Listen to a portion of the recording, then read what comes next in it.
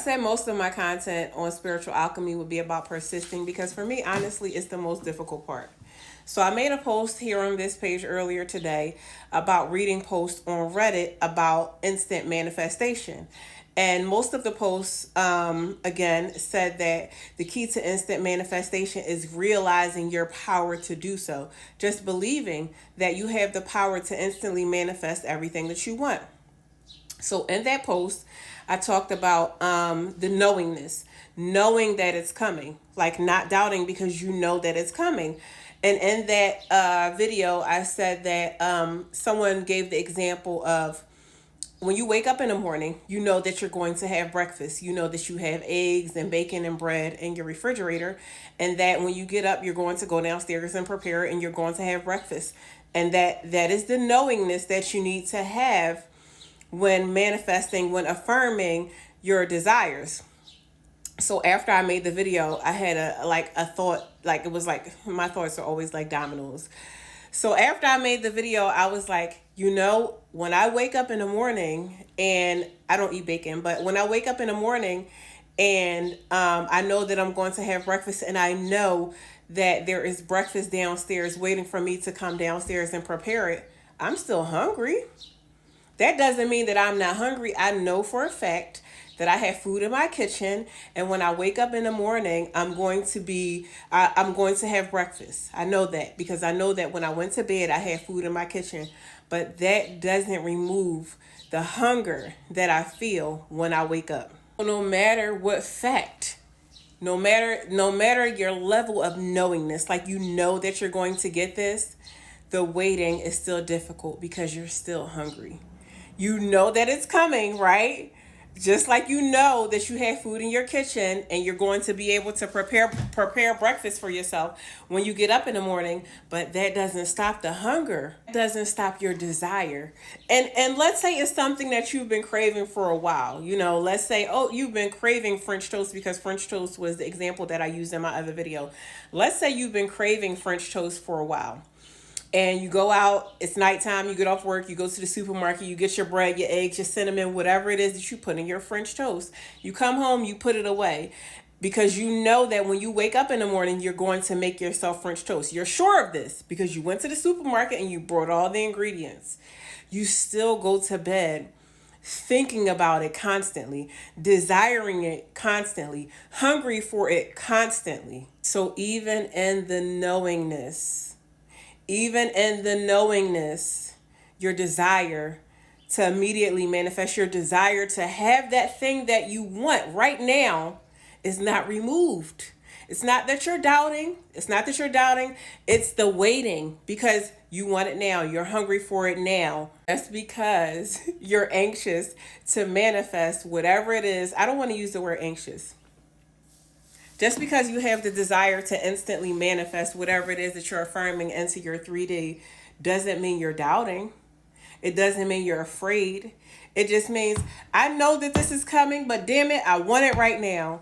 And that's totally normal. Truly living in the end, if we're truly living in our assumptions, if we are truly living in our assumed state, then we're supposed to be embodying the feeling of already having it, right? How can that possibly not make you want to open your eyes and see it in front of you immediately? For me, that just kind of increases that desire to open my eyes and see it. I know that it's coming. I'm manifesting it. I'm using all the tools. I'm visualizing. I'm using sets. I'm robotically affirming. I'm scripting. I'm doing everything that I'm supposed to do. And then I open my eyes and I'm like, okay, back to visualization.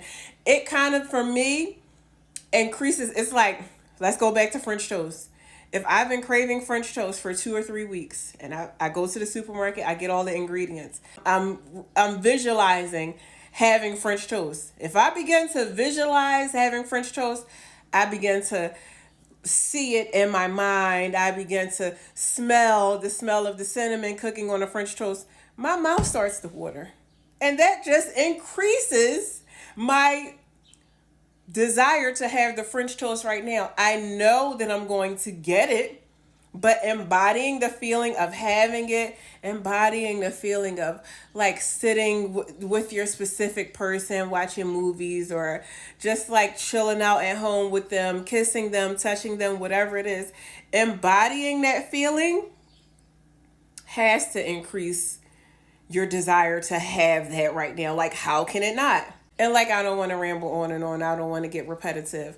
But I know how sometimes we can kind of beat ourselves up for not living in the end, or for not living in our assumed state, and we can we can come up with reasons, why why we haven't manifested what we're affirming. We could be like, man, it's 2 weeks. What am I doing wrong? And then sometimes you can contribute it to the fact, oh, I had so much doubt because I want it now. It's normal to want it now. But what do we do about this? What do we do about this to prevent ourselves from getting discouraged by not seeing what we're affirming in the 3D? Well, I will tell you what I have been doing. Anytime that I get discouraged by opening my eyes and not seeing what I've been affirming, I go into like the deepest, most vivid visualization of having this thing. Sometimes I'll put on music that would maybe be playing in the background, music that implies that I have this thing. Like if you're manifesting a specific person, you could put on some R&B, some love songs, some songs that you will listen to with your specific person, and close your eyes and visualize you guys having the most amazing time together, whatever that means to you. I have found myself doing that and becoming so happy, so happy. And I maintain like it's like it's real, because when I finish that visualization, I'm like living my life, replaying it in my head. So now it's like a memory. Like I did it earlier, and now I'm having memories of what I imagined, the visualization that I did when I felt myself being a little bit discouraged earlier. So I'm persisting, because that will make it harden into fact. So that's what I would encourage you to do. Put on your music, go to a quiet space, whatever it is that you need to do. Close your eyes. You imagine. And I always say, let your imagination go as far as it could possibly go. First of all, we're forgetting about the past, right? So I don't want you to think my specific person is not romantic enough to do this or that, right? If you want him to bring you flowers every Friday after work, you start your imagination, your imaginal thoughts with that. You start your visualization with that. Forget about who he was. He is who you want him to be. So when you imagine, when you script, when you do your visualization, when you do your sets, no limiting beliefs. Do not limit yourself. So when you go into your visualization, you go as far as your imagination will take you. He bought you 10 dozen roses. He had to bring them in on a wagon. One of the roses had an engagement ring in it. You let your imagination go as far as it could possibly go. Do not limit yourself and your imaginary thoughts, because if you persist in them, they harden into fact. Trust. So I just realized I was editing my video, and I had to come back and add this segment, because I just realized that I kind of told you guys to do what we just agreed sometimes can make you sad and make you discouraged, which is affirming, visualizing, and then opening your eyes and not seeing it, and then getting sad and discouraged because it's not here yet. So I would like to add something to that. You are doing your spiritual alchemy techniques in order to manifest what you want. This is what I want you to remember. Every second of every day, you are affirming something, right? So if you allow yourself to sit in doubt for too long, that is what you are affirming, right?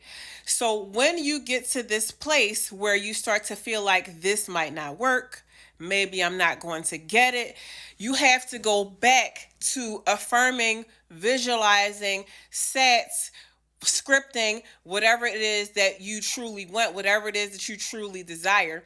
You can't allow your thoughts to remain with those doubts. Consciously or subconsciously, you are always affirming something. You are always affirming something. You decide what it is that you are affirming. Are you affirming the life that you want, the life that you desire, the life that you assume for yourself? Or are you doubting that you could even have it? Because see, you're always building that bridge. You decide where it goes. Is it going where you want it to go?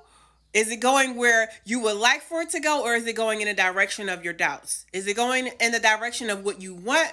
Or are you just letting it go wherever you want? Because see, you have to constantly redirect your thoughts so that they build that bridge to take you exactly where you want to go.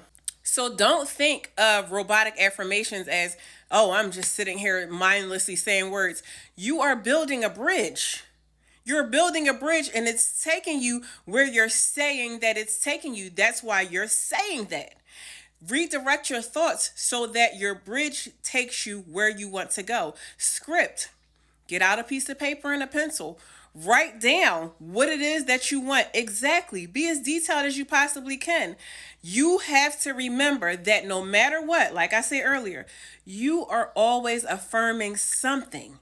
So the minute you get discouraged, the minute you get afraid, the minute you start to doubt, you do whatever it is that you have to do to redirect the building of that bridge towards what you want. Trying to come up with something that I either like, something catchy that I say either in the beginning or the end of my videos, right? And because I call myself a goddess, because I am creating my own life, my own reality, my own 3D, right?